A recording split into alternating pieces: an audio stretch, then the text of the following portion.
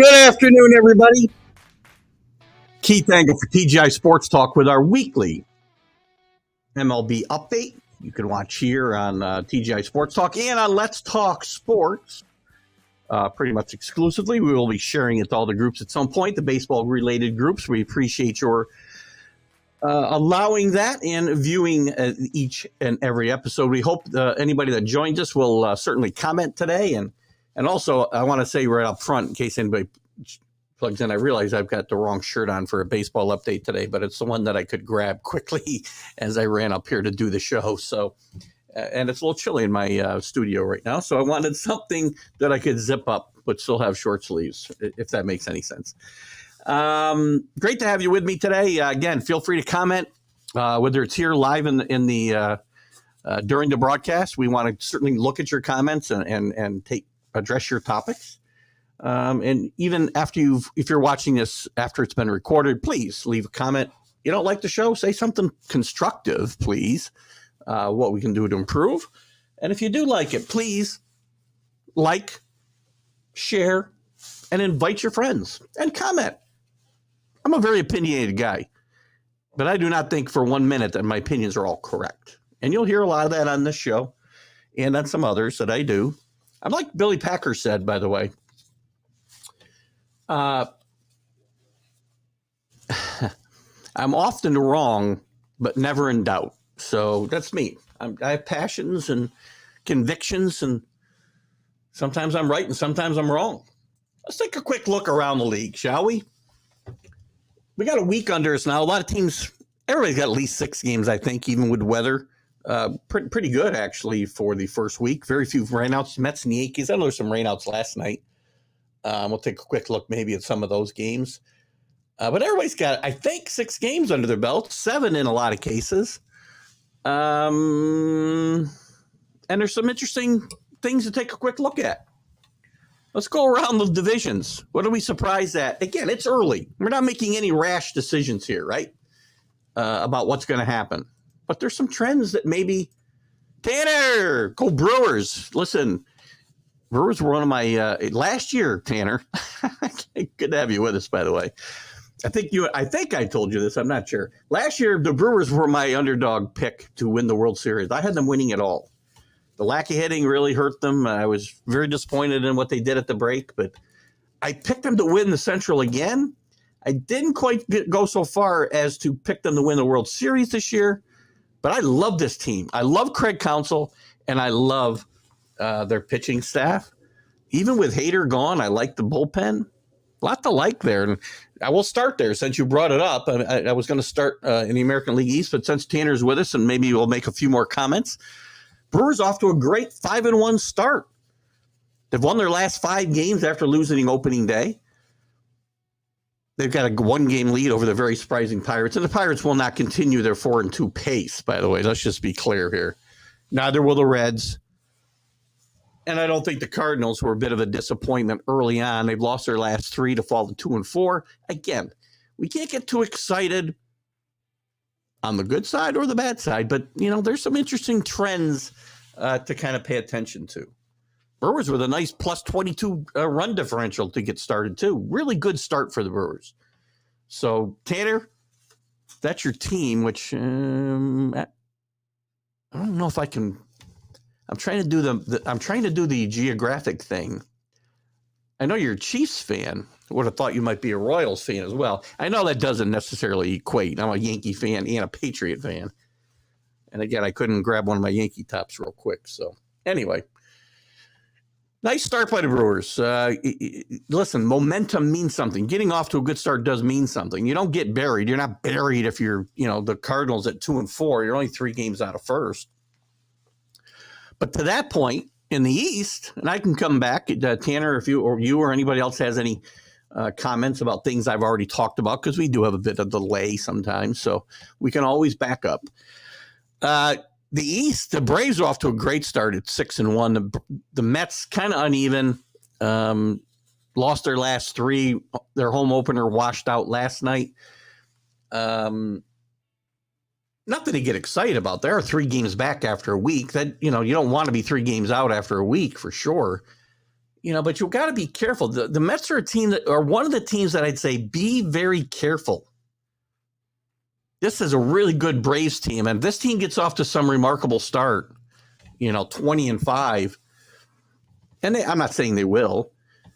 And the Mets are playing 500. Well, that's going to get difficult very quickly as far as chasing them down in the division.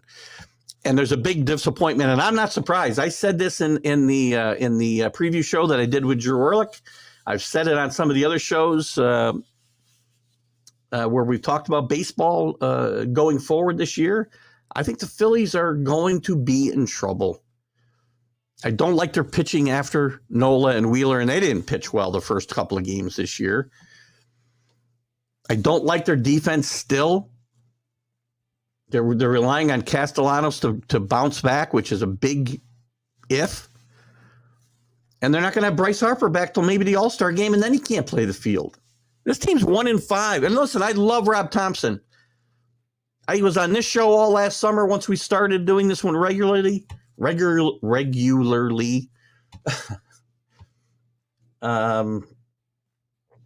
was talking about how much I was happy with Rob Thompson getting that job and what a great job he did. But they didn't do enough to improve themselves. I know Trey Turner, nice signing, but pitching staff still scares me. The bullpen still scares me. The defense, ugh. They're only a half game better than the Nationals right now at 1-5 and compared to 1-6. So the Mets at 3-4, nothing to worry about. Although Scherzer gets lit up pretty much both his first two starts. Verlander, who we'll talk about in a second, it looks like he's on pace to come back when he's supposed to when his IL time is up, which I think might be this coming week. I'd have to look at the dates. We'll look at the article in a second. But Verlander, listen, those guys are 79 years old between the two of them. They're going to miss starts. Do the Mets have the starting staff depth to back up those missed starts? And in turn, will the bullpen be deep enough to, especially with Edwin Diaz out, to carry them? I think they will. I think this team will make the playoffs. I said that. I still think that. But there's some warning signs. There's some good signs. Senga pitched great the other night. The ghost pitch. I don't understand the whole ghost pitch to me. It looked to me like a slider or sinker. Again, guys were swinging and missing at it. When he sees these teams, 2 or 3 times, it's going to be interesting to see what happens if they're still getting the same kind of result. But a nice start, definitely for Senga. The Mets aren't hitting as a rule. I mean, Alonso has done okay in the power department, but nobody's hit for average. So again, I don't think you need to worry if you're a Mets fan. So we talked about the Central. Let's go to the National League East before we go to the American League. The Dodgers at 5-2. I said before the season, the Dodgers mystify me. I'm not sure what to expect. I mean, people think they're loaded. I don't. The pitching will be good if they stay healthy, but they got a bunch of question marks health-wise on the staff. Gonsolin's already, on the IL. Kershaw's a pitch away from going on the IL all the time. Urias, same kind of thing. All great pitchers when they're healthy. The bullpen still worries me a little. The infield, they're relying on a lot of young guys, and Max Muncy and Freddie Freeman. But other than that, they're mixing in some young guys to replace Gavin Lux and their departed Trey Turner. So, to me, this lineup doesn't scare anybody. So, again, 5-2, I think the Dodgers have enough to make the playoffs. They're off to a good start. Won their last 3, 5-2 overall. The Giants at 3-3. Again, I don't know. They rely for them to have won 107 games 2 years ago was remarkable. One of the great managerial jobs of all time, but everything went right. Gabe Kapler did a great job, but everything went right. And they got the same kind of roster to me now that everything needs to go right. They got some decent pitchers, but they're not household names. They're guys that have been furbished, if you will. Their offense has some holes. So I'm not sure how well they're going to do here. I did not pick them to do well. The Padres off to a bit of a slow start, 3-4. Probably nothing to worry about there. Chemistry is a big issue there. Little story about Tatis being accused of cheating by some minor leaguers in some of his. I guess he's on rehab. I'm not sure how that works when you're. I don't know how he can be playing in minor league rehab games when he's still suspended. I'm not really sure how that works. The Diamondbacks, who were kind of a sleeper pick for me, off to a 3-4 start, very middling, and the Rockies 3-4. They're going nowhere. We'll look at some of the individual stuff too as we go forward. In the American League, the most surprising start has got to be the Rays. The Rays always find a way, and I love some of these plays. Wander Franco, I love. I think he's a guy who might have a chance at the AL MVP potentially, depending how this team's season goes. I like McClanahan to be a Cy Young contender. In fact, I picked him to win it. This team's off to a great start. 6-0. You can't get off to a better start than that. 2 games ahead of the Yankees at 4-2, and the Yankees can't be upset. Yankees are fine. They need to get healthy. Garrett Cole's been very, very good. Cortez pitched really, really well. Judge is off to a good start. Rizzo's off to a good start. Volpe has played well enough. He's not hitting the ball a lot yet, but he's making the plays in the field, and he's handling, I think, things fine for the time being. He'll need to pick it up at some point. Donaldson's already hurt. Hicks is getting booed right and left. So the problems that we knew were there are still there. And the Yankee bullpen's been very good, too. What do we got here? XCA's with us. Of course, they're worried already. There's their start age of key players, and the Braves start. We're talking about the Mets, I guess, right? Oh, maybe not. Maybe we're talking about the I'm not sure which team you're talking about here, CA, as I didn't pick up this comment right away. And the Braves starting like the favorites in the NFL. Listen, I have the Braves going to the World Series and losing to the Astros. I have the Astros winning it all again. But I do have them getting to the playoffs, and I have them winning. I think they're going to win the East handily, and I think the Mets will make the playoffs, but it'll be a little bit scary. Scott Colby with us today. Hello, Scott. How you doing? Do I think Tampa can win this division and stay in this kind of baseball all year long? Every year I say no. Last year they faltered a bit, right? But still made the playoffs. Let's take a quick look at their roster. I want to look at the stats too, sorry. So Wander Franco, great player. He's off to a great start, hitting 400 with a couple of homers, 7 RBIs. Do I think he'll sustain it, stay healthy? And yes. I love Rosarina. He's off to a good start. Yandy Diaz, another nice player. They bring up that Jose Siri's, a guy they got in a trade last year from, I want to say the Rangers, but I'm not positive. I can't remember where Siri came from. I love his game. He's off to a good start. 2 home runs, 8 RBIs, 333. And again, these are small sample sizes, I know, Scott, but I really think that this team can sustain. This is just the offense. Then you look at the pitching, and they every year, somehow this team, and every year, to your question, can they sustain it? Every year I want to say no. How are they going to do it? But they keep seeming to pull pitchers out of their rear end. Shane McClanahan, my favorite for the Cy Young Award, off to a great start, 2-0, 1.50 ERA. Jeffrey Springs, another guy a lot of guys love. In fact, when I did the previous show with Drew, he picked him to win the Cy Young. Drew Rasmussen, all these guys. Who else is Zach Elton? Will they sustain this? Obviously not. They're not going to pitch to a team 1.5 ERA for the rest of the year. What is their team ERA? 2.0. That's not going to last. 6-0 start to 6-0 start. So something to watch for sure. What do you got here, Scott? You think? I've seen too many times where I've counted Tampa out to say they can't win. I don't have them making the playoffs before the season started. and I'm not probably going to change my pick here. Did I have him making the playoffs? No, I didn't. Sure, I didn't. Let me see if I can find my. That's Irving Fryer. Don't forget to watch the Irving Fryer interview next week, by the way. Scott Colby, Irving Fryer next week, one-on-one with Keith Engle. Next Thursday, 6 o'clock. I was hoping I could find this quickly, and I can't. I should have got it out.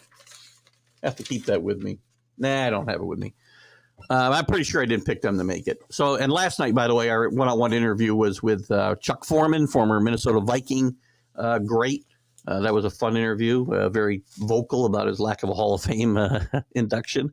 And Irving Fryer, too. So watch that. I know Scott will be interested in that. So, again, back to Tampa Bay. They do it. Kevin Cash is a great manager. The front office does a great job. They find these guys. They'll trade somebody. And you say, what are they thinking? And then they stay in contention, and the guys they bring in are all produce. I love Siri.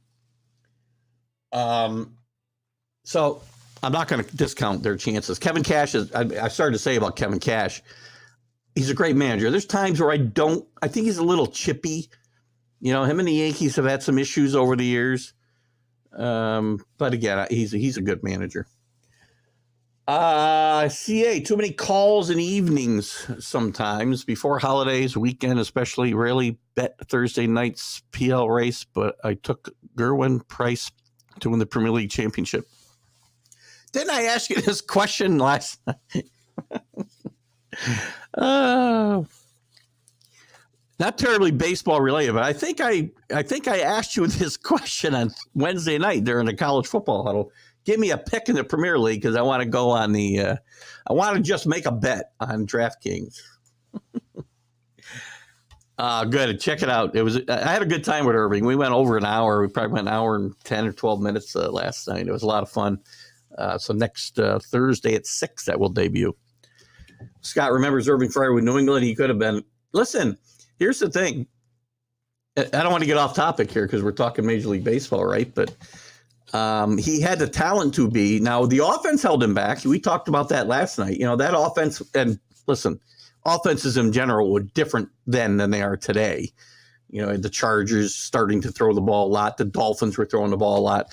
Irving Fryer's stats, when you look, Scott, after he left the Patriots, were phenomenal.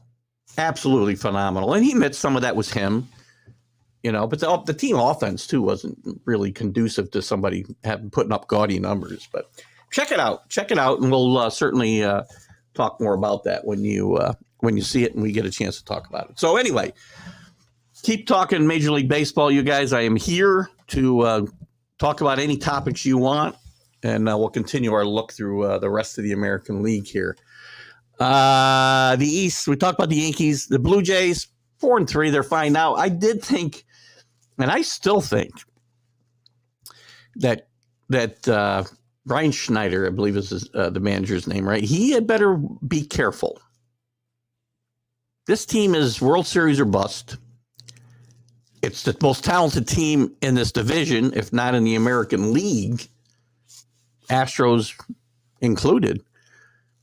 But they haven't really learned how to win in the postseason. I thought Schneider might be in trouble after they imploded in the playoffs last year. I still think he'll be the first guy out this year, and Don Mattingly may be managing this team. Schneider was not part of the decision to bring Don Mattingly in there.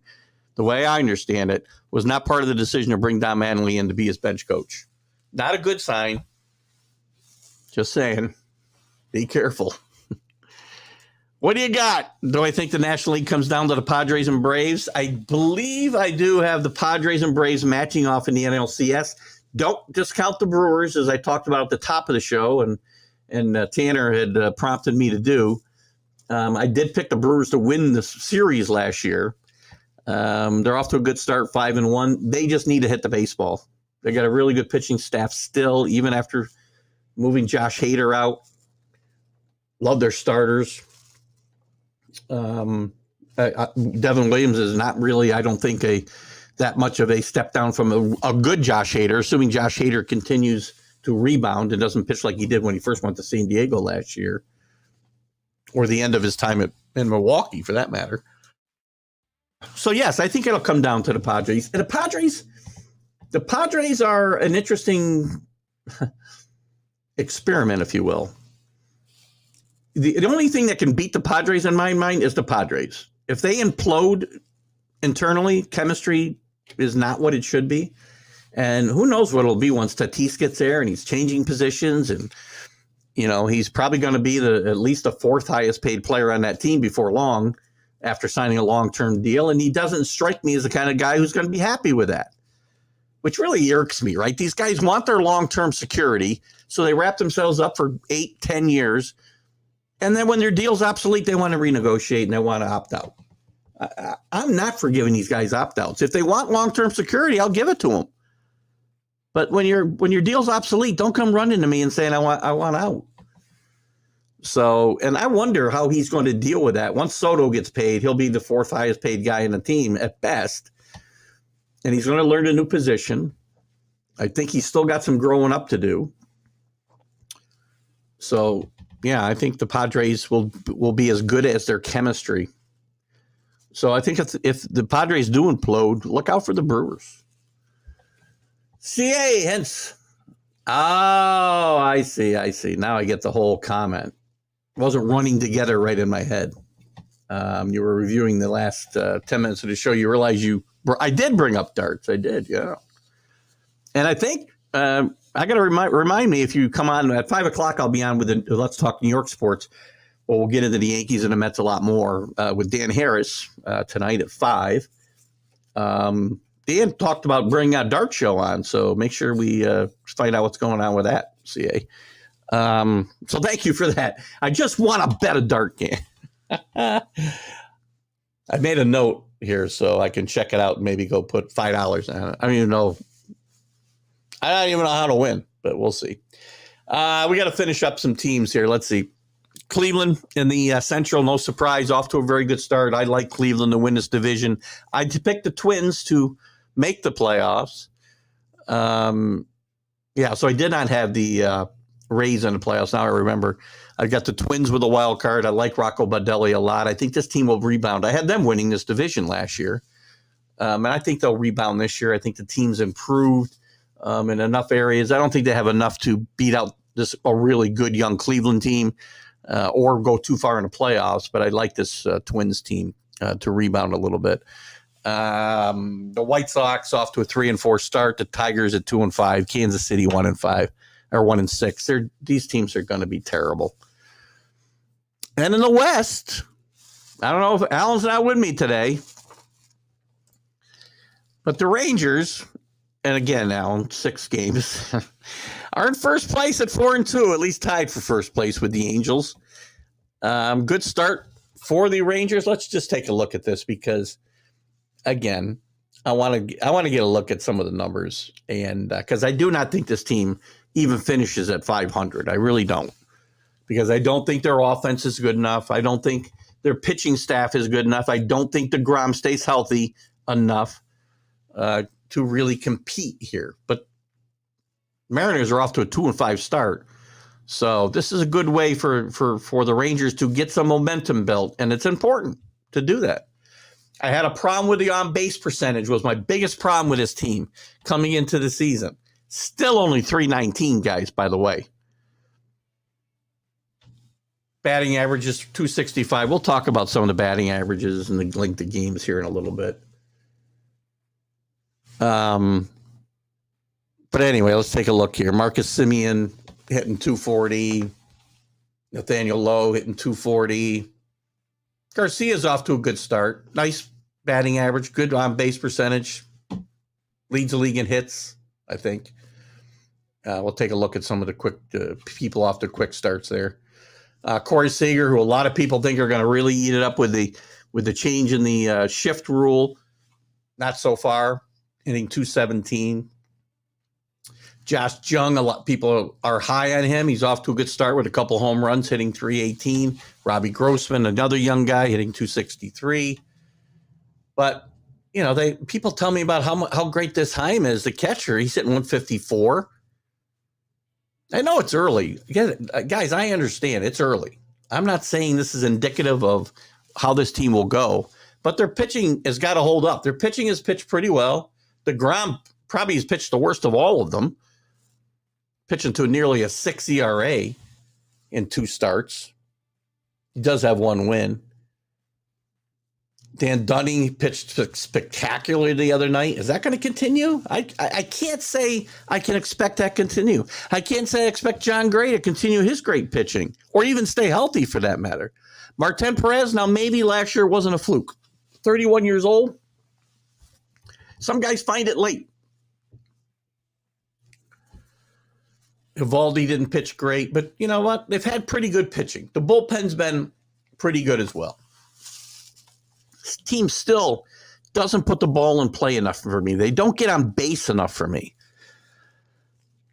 So I still like the Astros and the Mariners in this division. We're a week into this. Don't get excited. I know Alan's probably on top of the world now, and I wish Alan were here to rub it in my face a little for a week, and I could say, can we play more than like maybe till late Memorial Day, and then we'll start talking. But it is what it is. Let's see. Send me an email with you. Yeah, do that with your private line. Please keep it that way and text me time window to call, and we'll go. Okay, awesome. We can do that. CA, believe me, I don't share anybody's phone number, and there's nobody I know that I'd want to give it to.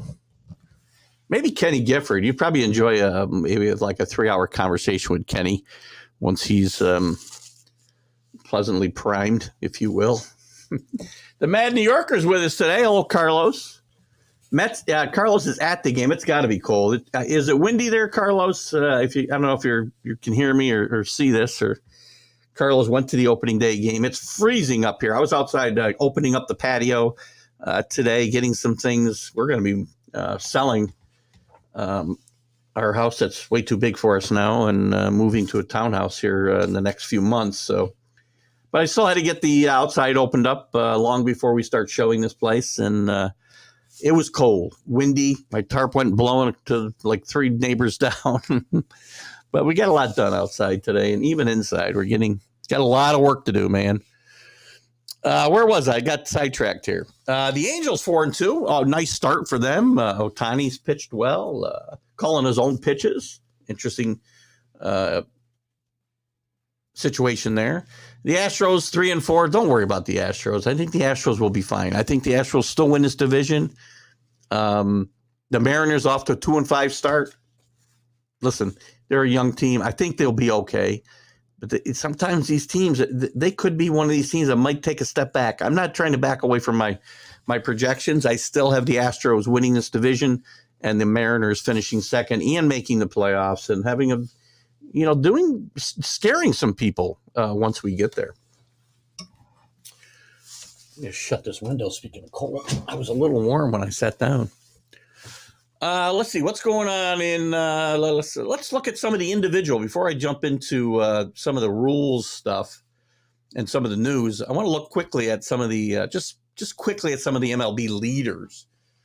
All Major League Baseball this is too, by the way. So batting average, guys off to fast starts. Brian Anderson at 500. Dansby very early, right? Dansby Swanson, great. The only good move I like from the Cubs this whole offseason, Dansby Swanson hitting 500. I do think there'll be a time where the Braves miss him, by the way. Matt Chapman off to a 481 start. Not a great year for him last year in Toronto, so it's important to get off to that start. Adam Duvall, the surprising Red Sox. I thought the Red Sox might battle with the A's for the worst record in baseball. They're 3-4 early. And Luis Serraza, who won the batting championship last year in the American League, maybe he's going to battle in the National League at Miami. He's hitting .458. Home runs, Brian Reynolds, well-known target of the Yankees and other teams. And the Pirates have been holding out for a king's ransom, but he's off to a nice start with 4 home runs. Trace Thompson for the Dodgers with 3 home runs. Off a couple of games, by the way. Sander Bogarts with 3. C.J. Cron I think he had a 3 home run game.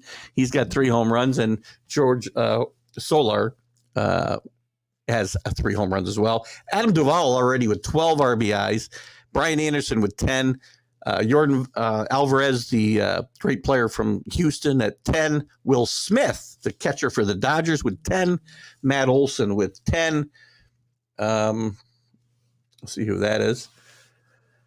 Matt Chapman with, this is hits, Matt Chapman with 13. Travis Denard, which we thought he wasn't going to get a chance to play a lot, has this first week. He's got 11 hits. Adam Duvall, as we mentioned earlier, with 11. Moncada with the White Sox with 11, and Vlad Jr. with 11. Stolen bases are up. Gleyber Torres off to a really good start for the Yankees. It's interesting whether this will mean the Yankees will try to lock him up. They avoided arbitration with him a couple of months ago. Can't be a free agent until after 2024. But the Yankees have some holes at third base, left field, maybe starting pitching. Gleyber Torres is going to be their best trade chip, guys. And unless they're going to move Peraza, and I don't see him moving Volpe. I don't want to see him move Peraza either, but Gleyber might be the guy that needs to go. But he's off to a great start. 5 stolen bases. Stolen bases are up. We'll talk about some of that here in just a little bit. Miles Straw has 5 for Cleveland. George Matejo with Baltimore with 4. Cedric Mullins and Starling Marte with 4. On the pitching side, it's hard to get set over wins anymore, but Kyle Freeland, Garrett Cole, Kyle Gibson, Urias, and McClanahan all with 2. Complete. We're not going to look at it and run average. I mean, that's just going to be something that's going to be low for everybody. Saves, Romano, Bednar, both with 3. Class, Emmanuel Class with 2. Felix Bautista with 2, and Pierce Johnson with 2. Strikeouts, Garrett Cole with 19 strikeouts in a couple of starts. Great start for Garrett Cole. Yankees need him to really pitch like an ace this year. Jacob deGrom with 18, Dylan Cease with 18, Ohtani with 18, and Strider with 18. Complete games. This is a complete games. Quality starts. Big deal. Don't care about that. Anyway, there's a couple of notes from some of the early. That was where we got that from Carlos. What do we got here from CA? Corey Seager, wake up, right? 217. I said this Ranger team. Listen, I said they were going to struggle, and I'm not really moving off of that. Not really moving off that number. They still don't get on base enough. They need to hit better with men in scoring position. We'll see. Maybe the new rules help these guys. I don't know. Speaking of the new rules, I was very vocal that I didn't like any of these. I didn't think we needed a pitch clock. And there's been a lot of violations for stupid reasons. The umpires had to admit the other day that they were wrong. I think it was McNeil. I feel like McNeil was at first base, was slow getting back to first base, and maybe Alonso was the hitter, and he ended up getting a strike called on him. Nowhere in the rules does it say the runner being slow getting in a position has anything to do with the pitch clock, starting, stopping, or whatever. There shouldn't be a violation. If there's runners not getting back, then the pitcher ought to throw, and, whatever happens, happens. But I will say, and maybe it won't matter. Again, I was against this rule specifically because we already have rules in the books that we don't enforce. This was kind of going to take the onus off the umpires, I guess. It's worked so far. As I saw here, what did I see here a second ago? The pace of play is greatly improved. I read somewhere that the average, where is it? Damn it. I lost it now. I had this up, and now I lost it. Well, anyway. Oh, here we go. Would you believe there have been 30 games under 2.5 hours already? And only one that's lasted over 3.5 hours, and that was a 10-9 game. Last year at this time, there had been 34 games that had dragged on to 3 hours and 30 minutes, but only one under 2 hours and 15 minutes. So the clock's working. 9 games this season haven't even lasted 2 hours and 15 minutes. Again, this is getting baseball back to the pace it should be played at. And maybe I will soften my stance on this because it's working. My only problem with the pitch clock, was that we didn't really need it because there are rules to already speed up the pace of play or keep the pace of play where it belongs. But this seems to be having the desired effect, and I'm okay with this desired effect. I like baseball. I don't want to watch 4-hour games. There's no need for it. So there's been positive impact here. Now, when we start talking about things like the shifts, right now the league is hitting 250. Last year they were hitting 231 at this time. I think it's too early. Will the shift have an impact? Absolutely. There'll be more base runners because, the guys who didn't learn how to hit the ball the other way will be able to get more base hits by just pulling the ball into where there would have been a shift before. And I'm okay with shifts because teach baseball to be played the way that it's supposed to be played.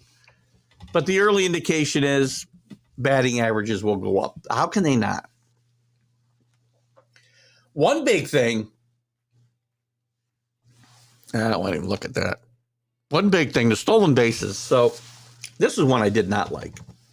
Making the bases bigger, combined with pitchers can only make a move to first base, whether you're stepping off, whether you're throwing over, whatever the situation. You get 2 of those, and you can't throw again. Well, you've given the advantage to the runner, a huge advantage, just on that regard. Now I take as big a lead as I want. You can't do anything about it. I got an automatic stolen base if I want it. And the bases being bigger have shortened the distance between, again, it's only this way for 150 years, so why should we worry about it? It doesn't matter that we're, drastically changing the dynamic of the game. 90 feet apart bases were for 150 years. Now they're 4.5 inches shorter. You don't think that'll have an impact? Think about all the bang plays you see at second base with stolen bases. Combined with replay. Stolen bases are up. I believe what I see here earlier.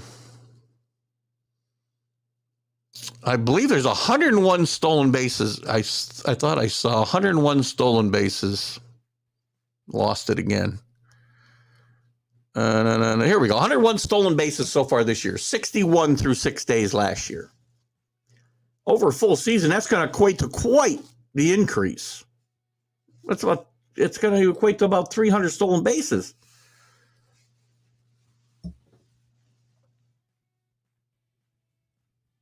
Stolen base attempts are up. Success rate is up. It should be. You're not running as far, and you got every advantage. If you get a guy to make a move on you twice, you got a free stolen base. You got anybody. I could steal second base if the guy can't throw over. Well, maybe they need to make the bases 4 feet shorter rather than 4 inches, but yeah, you can't use that second throw over, right? I mean, if you do, and you know what, you lose. I mean, think about some of the, and I understand that you don't want to see a guy in the middle of summer in a 6-0 game thrown over to first base 8 times. But you think about some of the, and this is going to be an unintended consequence of some of these rules, especially the pitch clock. We'll talk about the pitch clock and we'll talk about the throw over, right?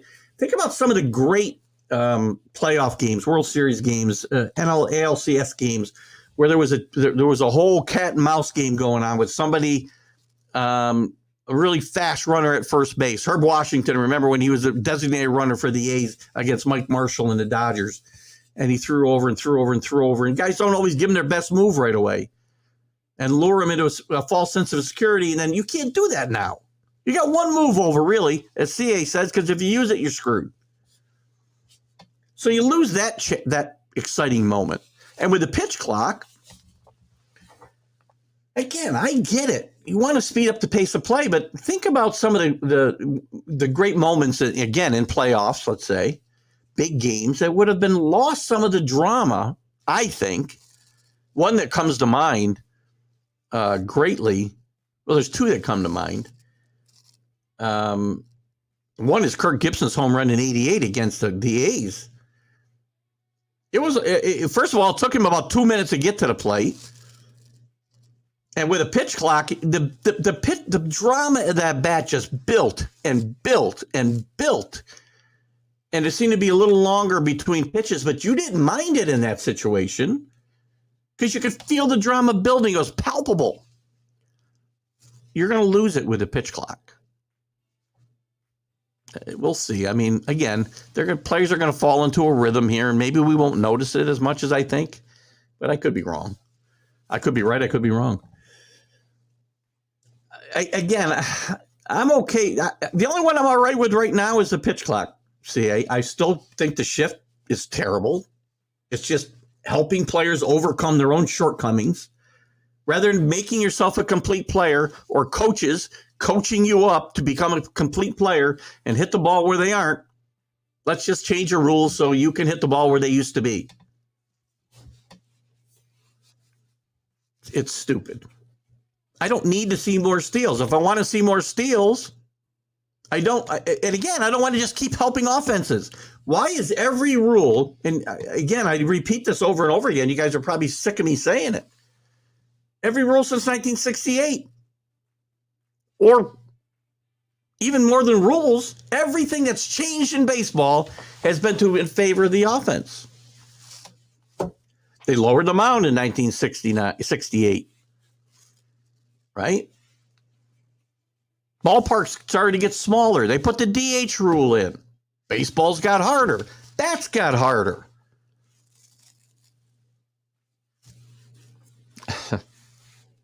We took away, we can't use spider tack. We can't, do we want to watch 10-9 games? I don't. I'm okay with well-played 2-1 games in 2 hours and 15 minutes. So if the pitch clock helps that, fine. But why could they play 2 hours and 15-minute games back in the 70s without a pitch clock? That's what I want to know. Again, baseball cannot it can't get out of its own way, baseball, a lot of times. That's the problem I have with this, Anyway, I know some people, listen, I don't pretend that I know it all. And I'm very old school. CA, I don't know how old you are. I'm 63 years old, and I tend to be, get off my front lawn kind of guy, unfortunately. I'm a Bob Costas. Give me my game back. Give me my game back. I'm like Bob Costas. I'm like Goose Gossage. I got into a little tiff. I stopped it before it was, and I was talking to Drew about this in our preview show or before it.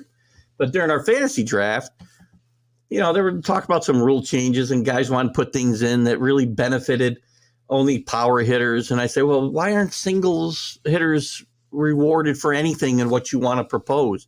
And they talked about, baseball now is the 3 true outcomes. That's all that matters. Home runs, walks, and strikeouts. That's what we should concentrate on. And I'm like, that's what's wrong with the game. But that's how they grew up. These are younger guys, so they grew up with these 3 true outcomes, and they think that's the way the game's supposed to be played. Go back and watch a game, guys, when baseball was baseball, please. Just watch one game. That's all I'm asking.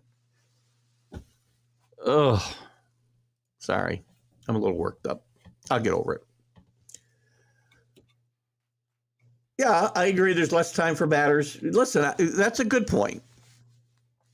It's a good point. The pitch. I don't say the pitch clock necessarily is hurting pitchers because, again, we aren't just trying to hurry pitchers up. We're trying to hurry batters up. And as I said before, I think you'll lose some of these dramatic moments when nobody's thinking about time. And again, not knowing how old you are, CA, but being well old enough to have been, again, as a baseball fan, not a fan of the teams at all, watching the A's and Dodgers World Series Game 1 when the Dodgers were dead and they were going to get swept. If they lost Game 1, they were getting swept. And Dennis Eckersley, who didn't give up, I don't know if he gave up a home run all year. Kirk Gibson's playing on no good legs. He's got a bad hamstring on one leg, a bad knee on the other. And if you've ever seen them juxtapose the natural with this bat, it's chilling to watch. Dramatic. You'd lose that today. And again, the problem is people don't study the history of the game. And this isn't a comment on UCA in any way. As I said, I don't know how old you are. I think I have a feeling you're closer to my age than you are, say, Alan. But too many of the kids today don't know the history of the game. And that includes the players. Learn the history of the game. Don't just say we need to make changes because what you think is the way it ought to be. With a game that has thrived for 150 years, it's had its ups and downs. Attendance at ballparks is better than ever. TV ratings, maybe not so much. You do need to speed the game up. I get it. But we don't need all these other rules. What do you got, CA, for me? You're early Gen X. Is that right? I don't know. I don't understand these labels. Again, that's probably part of my Gen X thing. I'm a baby boomer, actually. I'm not. I'm a baby boomer. I don't know what Gen X means. You're 55, about in the middle of the most fortunate generation. I think. Yeah, listen. I think my generation, and I would include you in my generation. I think CA. It's close enough. I think we were the most fortunate generation. I wouldn't give up the way I grew up for anything. Nothing. I lived without this. I lived without all this stuff surrounding me to do this show. I had to use my imagination. Kids don't ever have to use their imagination today. And I feel bad for them. I really do. In a lot of regards, I feel bad for kids growing up today. They're not going to get the some of the joys that we got out of life totally of our own doing. Anyway, I digress. Let's look at some of the, before I wrap it up here today. If you got something else you want to bring up, CA, please do. I got to look up Gen X. I didn't know I was a Gen Xer. I thought that was like what they were in now. What are they in now? Z or Alpha or what? I have no idea. Let's look at the schedule of games that will get played this weekend. Last night, by the way, oh, that's the Mets. I don't want to see the Mets. Let's look at the schedule, what's going on this weekend. Matchups this weekend, I got to check it and make sure we can even say these things are accurate for the entire weekend. They are. Where you can watch these games, I can't help you because the games could be on, if you're a Yankee fan or any fan, it could be on your local channel, which is, or local broadcaster for the local teams, which is Yes for the Yankees. Could be on Apple, could be on Prime, could be on Peacock. So I can't tell you where to watch your favorite team.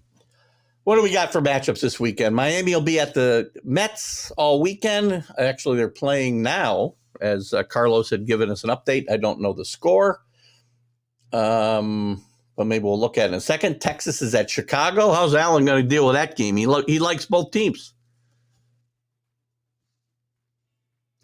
New York Yankees are at Baltimore. That'll be an interesting series. I think the Orioles will continue their success from last year. It'll be a little harder for them. They're not sneaking up on anybody, but they got some really good young players. Their catchers are already one of the best catchers in baseball. I think Gunnar Henderson's going to have a very good run at the Rookie of the Year, and Cedric Mullins, one of the most underrated players in the game. And there's a lot of other good players around it. It's going to matter about whether they can pitch. If they can pitch, they could cause some problems. Cincinnati's at Philadelphia as they try to right the ship. We'll look at those scores in a second. Seattle's at Cleveland. That's an interesting matchup, kind of a repeat of last year's playoff series, I believe. Houston, that's at Minnesota, an interesting matchup. The White Sox at the surprising so far Pirates. Don't count on the Pirates continuing this 4-2 start. Kansas City's at San Francisco. Oakland's at Tampa Bay. Tampa might very well be 9-0 by the end of the weekend as they got their horrendous A's coming into town. San Diego, Atlanta. There's an interesting series this early in the season. One to think about for sure. St. Louis at Milwaukee. Again, another nice series for this early in the year, and an interesting matchup to keep an eye on. The Cards struggling a little bit, and the Brewers off to a really nice start. Two horrendous teams. You might have to pay people to go to this game, Washington and Colorado, in Colorado. Toronto's at the Angels. That'll be an interesting series as well, with the Angels off to a better than expected start. And the Dodgers will play the Diamondbacks, who are one of the teams I would say would have a chance to surprise this year a little bit. Maybe not make the playoffs. I think next year the Diamondbacks will be really good. Their outfield will cover more ground than any outfield in baseball. I'm looking forward to seeing them play lots this year. What's on the scoreboard right now? The Orioles right now are beating the Yankees 2-0. Aaron Judge has a strikeout in that game. Mets are leading the Marlins 6-3. The Cubbies are beating the Rangers 1-0. The Phillies beating the Reds, trying to get healthy, or get themselves playing better baseball. The Phillies are leading the Reds 1-0. Those are the games that are on tap right now. And what do you got here, CA? I see a laughy face. I think it's a sign to not offend anyone. I recently talking with a Gen Z born 2006. How do they even know? So Gen Z is 2006. So what is the next one? Is it Alpha? Do we go into the Greek alphabet now? I can't be a Gen Xer, can I? XYZ. Can I be a Gen Xer? Is that right? Let me check this out. Here, this isn't baseball related, but I got to know this stuff.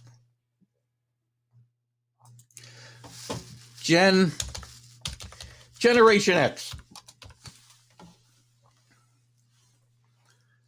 See, that's born between 65 and 81. You're the Gen Xer in this group. I'm a baby boomer. Well, what if I go, what's before the X? W. W, eh? Is there a Generation W? Oh my God, I can't believe I'm doing this. Generations. The Great Generation. Born, here we go. I'm right about Alpha. Greatest Generation, born 1901 to 1924. The Silent Generation. Still a lot of them around, but they're starting to fade away, unfortunately. My dad's part of this generation, and he's still with us. 25, and my father-in-law, 25 to 45. Baby boomers, that's me, 46 to 64. Gen X, 65 to 79, that's you, CA. Millennials, how come millennials don't even get their own generation?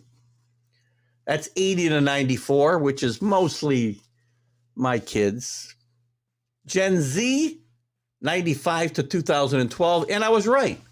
Generation Alpha, born 2013, and that will end in 25. Back to some baseball. Anyone talking Apple's MLB package, please give perspective on coverage. I haven't seen a game this year. Last year's was awful. I know they made some significant changes in their production staff and the on-air broadcasters. I have not seen a game yet. And I may not, well, maybe tonight. I know they have Friday night games. I'll try to check it out tonight, CA, so we can talk about it. Remember to ask me about it Sunday, maybe on the Stream of Consciousness show. Listen, anything I've seen, the prime coverage isn't bad because you can watch your local market. I'm not even sure that on Prime they have broadcasters. I think they take it from the markets that are broadcasting the games. Apple does do their own production, and last year, I can tell you, it was atrocious, and maybe you know that, and that might be why you're asking the question.